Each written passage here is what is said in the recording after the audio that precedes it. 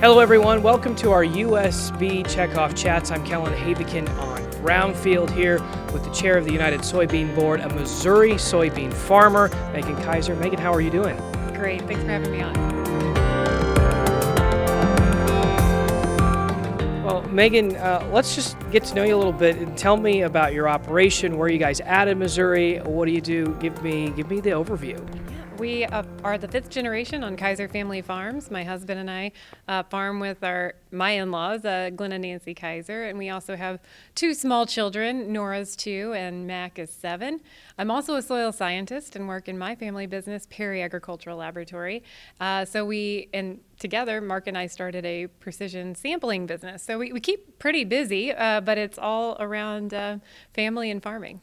I'm sure the soil testing is coming in handy with the high price of fertilizer and the challenges there. I'm sure that came in real well over the last growing season. Well, it's always important to be able to make better data-driven decisions. You know, yes, we're in a period of high inputs or in okay prices, but it's always so important for our sustainability that we continue to really be the most efficient producers. And so, yes, we look at our soil tests, we overlay that with our harvest data, we look at the varieties we plant, we measure everything about all of our in-season application, and we're constantly kind of pulling that out and saying, what was the best return on investment? So data-driven decisions on the farm lead to better sustainability. In your operation, so you're talking a lot about data, probably a lot of different platforms. How on your farm are you able to follow that data through all the different programs and crops and growing seasons? Well, a lot of phone calls to support, I'll say that sometimes. But this is actually a conversation I had just a couple days ago with another board member, and how, I don't know that we ever thought as farmers we'd be talking about repeaters on our grain bin setup, and then how we're meshing together between cellular and Wi-Fi and where else you need repeaters, and how spread out each of our operations are. There's a lot of unique challenges. And so one of the areas that United Soybean Board has engaged is we've listed as a major priority and focus area is infrastructure and connectivity, where we're talking about not just the rail, the rivers, and the roads that get our crop to the world marketplace, but also how we make all of our irrigators, our grain dryer.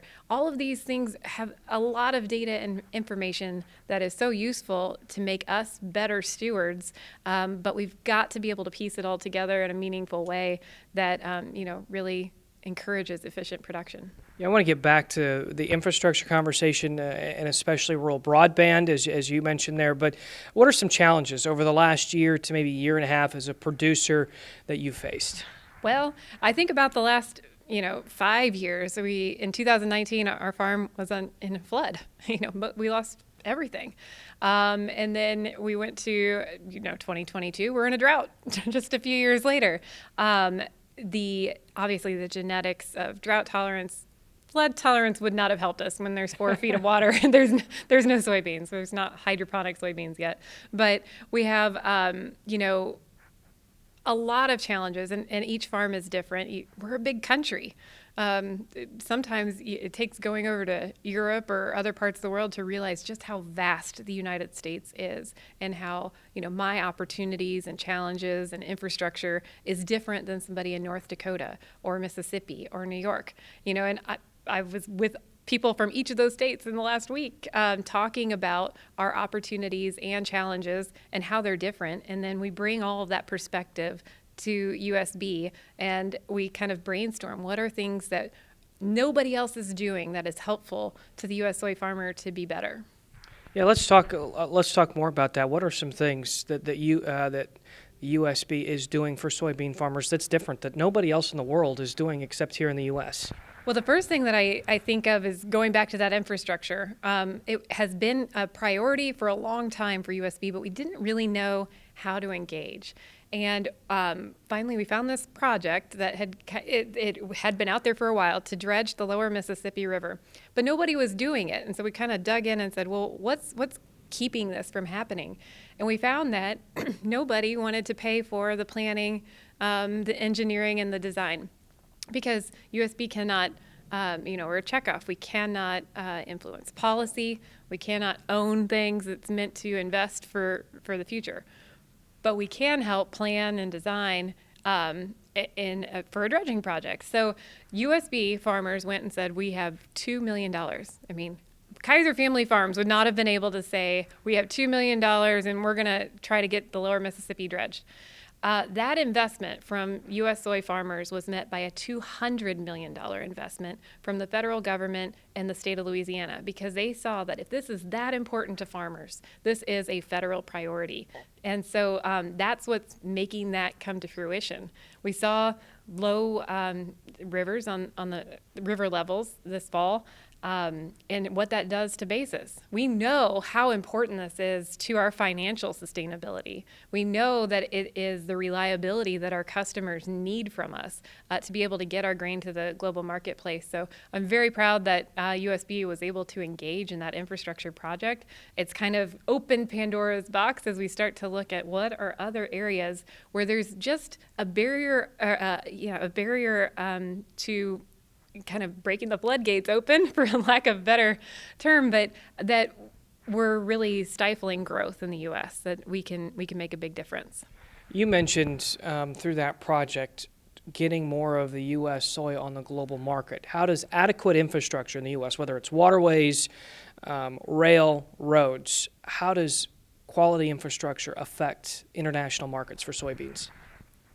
Well, they want to know that when they order soybeans from us, it will arrive in a timely manner. When we look at the difference it makes when a port can't get boats in or out, when the river has to go down to one-lane traffic, if you will, because there's just not enough water, that completely changes the dynamics. It changes our basis on the farm.